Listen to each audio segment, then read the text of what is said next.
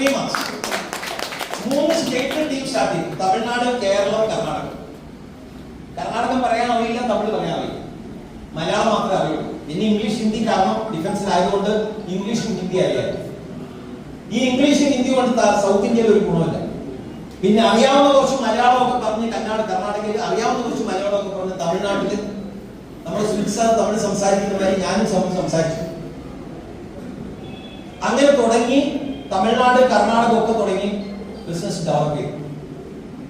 ഇന്ന് നിങ്ങൾ ആസിമിനെ പറ്റി കേട്ടു. എത്ര മനസ്സിലായി എനിക്കറിയില്ല.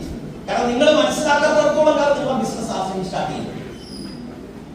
First of all you have to understand. നിങ്ങൾ മനസ്സിലാക്കണം. കാരണം ആസിമിൽ ഇൻവെസ്റ്റ്മെന്റ് ഇല്ല.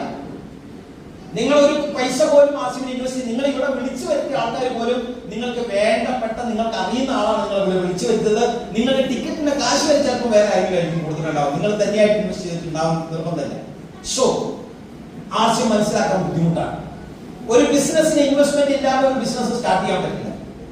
ആസിമിന്റെ ബിസിനസ് ഇൻവെസ്റ്റ്മെന്റ് ഇല്ലാതെ സ്റ്റാർട്ട് ചെയ്യാം. ഇതൊക്കെ ആസിമിന്റെ വലിയ മൈനസ് പോയിന്റുകളാണ്. ഇവിടെ ഹാർഡ് വർക്ക് ചെയ്യണം എന്ന് പറയുന്നതിന് ആസിമിന്റെ വലിയൊരു മൈനസ് പോയിന്റാണ്. കാരണം പലരും അതിന് തയ്യാറാണ്. പല തരത്തിലുള്ള എക്സ്ക്യൂസുകൾ നമ്മുടെ മുന്നിലേക്ക് വരും. മഴയാണ്, വെയിലാണ്, ഇതാണ്, റോഡ് ഇടിഞ്ഞു. പലർക്കും പണിയൊക്കെ തുടങ്ങാനുള്ള ഹൈവേ, ഇപ്പൊ പുതിയ ഹൈവേയുടെ അവിടെ കുറച്ച് ക്രാക്കൊക്കെ വന്നു. മൂപ്പരാണ് തോന്നുന്നു നന്നാക്കാൻ പോകും. ചില ആൾക്കാർ വീട്ടിലെടുത്ത് കല്യാണം കഴിക്കും.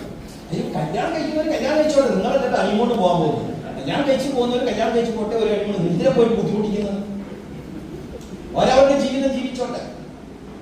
പലരും ആശയം ചെയ്യാതിരിക്കാൻ വേണ്ടിയിട്ട് നുള്ളിപ്പെറുക്കിയ ചെറിയ ചെറിയ കാരണങ്ങൾ കണ്ടുപിടിച്ച് ഒഴിഞ്ഞു നിൽക്കുക.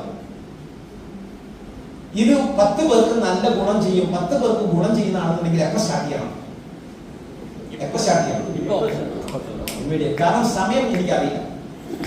എന്റെ സമയം എനിക്കറിയില്ല. ഞാൻ നാളെ ഉണ്ടാവും എന്നുള്ളത് ആരാ ഡിസൈഡ് ചെയ്തിരിക്കുന്നത്? വേറെ ആരാ ഡിസൈഡ് ചെയ്തിരിക്കുന്നത്? എന്റെ സമയം എന്റെ കയ്യിലല്ല. ഇപ്പോഴത്തെ സമയം മാത്രമേ എന്റെ കയ്യിലുള്ളൂ. ഈ സമയം പ്രോപ്പർലി ഞാൻ ഇൻവെസ്റ്റ് ചെയ്യണം.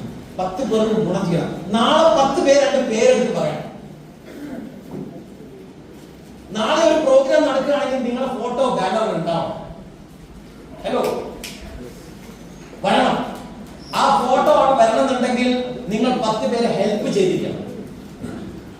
അതല്ലെങ്കിൽ ഫോട്ടോ വരും.